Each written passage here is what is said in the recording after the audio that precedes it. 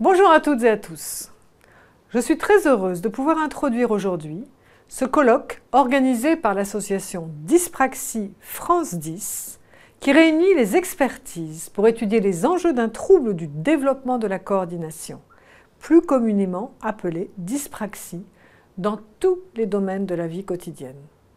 Avec près de 5% de la population française atteinte de ce trouble, il est impératif aujourd'hui de développer la connaissance de la société pour relever collectivement les défis en matière de santé, de scolarité, d'emploi, d'autonomie à la vie sociale. À ce titre, je tenais à saluer haut et fort l'action de Dyspraxie France 10. Je sais et je connais la mobilisation de ses membres, son président Vincent Marron et sa vice-présidente Diane Cabois, pour mieux faire connaître et donc mieux reconnaître la spécificité des réponses attendues par les enfants, les adultes et les familles concernées par la dyspraxie. Ce trouble qui persiste tout au long de la vie, dans la majorité des situations, est en effet un véritable enjeu de santé publique et de société.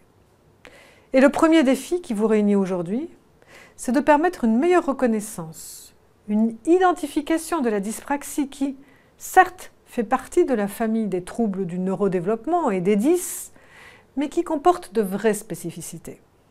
En effet, la moitié des personnes présentant ce trouble ne seraient pas diagnostiquées. La méconnaissance des troubles engage certains professionnels dans une interprétation erronée des difficultés de l'enfant.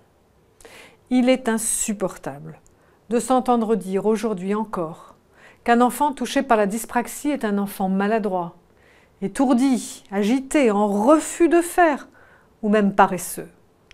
C'est un enfant avant tout, et oui, un enfant avec des besoins spécifiques, à qui il faut pouvoir proposer un accompagnement de ces besoins spécifiques, des interventions éducatives, thérapeutiques et comportementales prenant pour base les connaissances scientifiques. Il est ainsi essentiel de pouvoir diagnostiquer ce trouble le plus tôt possible, afin de prévenir le cercle vicieux des difficultés scolaires, des échecs, des exclusions, des orientations subies. C'est pour cela que nous avons installé déjà sur le territoire 76 plateformes de coordination et d'orientation dans le champ des troubles du neurodéveloppement pour organiser au plus tôt les démarches d'intervention précoce, en associant les professionnels de l'école avec des médecins, les neuropsychologues, pour permettre des bilans et la mise en place rapide, très rapide également, de réponses combinées, rééducation, adaptation pédagogique, traitement. C'est le collectif qui prime, car aucun acteur seul ne peut prétendre à lui tout seul à résoudre tous les défis. 12 000 enfants ont déjà été ainsi pris en charge, sans aucun reste à charge pour les familles. Il y avait une vraie inégalité de destin à laquelle nous voulons remédier avec cette innovation.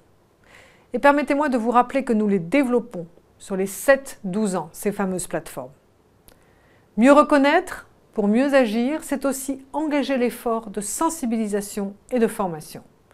Cet effort doit porter d'abord sur les professionnels des maisons départementales des personnes handicapées, les professionnels de santé, mais aussi, bien sûr, sur les professionnels de l'éducation nationale. Il est impératif de diffuser des ressources pour informer sur la dyspraxie et mettre ainsi les adaptations pédagogiques utiles aux enfants concernés. À ce titre, nous avons lancé la plateforme Cap École Inclusive, accessible à tous, en open data, les parents, les professionnels, la communauté éducative, et que nous enrichissons en continu. Ces actions de formation, tout comme les interventions thérapeutiques et éducatives, doivent reposer sur le socle des connaissances scientifiques et des pratiques les plus efficaces. Ce qui a été mené avec beaucoup de détermination et de succès dans le champ de l'autisme doit se mener dans les autres champs spécifiques des troubles du neurodéveloppement, dont la dyspraxie. Mais je l'évoquais, ce trouble est présent tout au long de la vie. Il est donc aussi impératif de se pencher sur les actions à mettre en œuvre pour favoriser l'autonomie des adultes avec dyspraxie. Au-delà d'une école et d'un enseignement supérieur plus inclusif, il est impératif de développer l'accès à l'emploi, en sensibilisant les employeurs, mais aussi les personnes en situation de handicap elles-mêmes. Nous le savons, 80% du handicap est invisible. Or, de nombreux salariés, de demandeurs d'emploi redoutent d'informer de leurs spécificités, alors qu'ils pourraient bénéficier de mesures d'aménagement et d'accompagnement adaptés pour faciliter leur quotidien professionnel. Il est impératif aujourd'hui de démystifier ces situations de handicap au travail, montrer que emploi et handicap, c'est possible. C'est pour cela que nous avons tenu à organiser tous les ans le duo D afin de créer la rencontre, le temps d'une journée, entre un employeur et une personne en situation de handicap. 30 000 duos formés l'an dernier, 17% ont débouché sur l'insertion professionnelle. Bien sûr, favoriser l'autonomie des adultes atteints de dyspraxie passe par le développement de l'accessibilité universelle dans tous les domaines de la vie. Je pense en particulier à l'accessibilité de l'information, qui peut être rendue plus complexe, mais qui est un enjeu majeur. L'actualité de la crise nous l'a rappelé avec force. Des solutions existent pour rendre l'information intelligible par tous. Les riches échanges prévus tout au long de la journée permettront de mieux en évaluer les impacts dans la vie quotidienne et les solutions à mettre en œuvre. Parce qu'il nous reste beaucoup à faire, eh bien vous l'aurez compris, il n'est ni le temps, ni le lieu de ralentir l'effort collectif.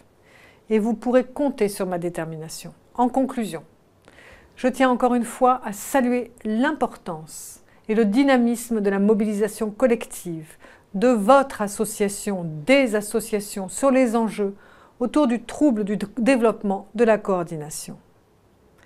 Et vous le savez, quand les enjeux du handicap progressent, c'est toute la société qui avance.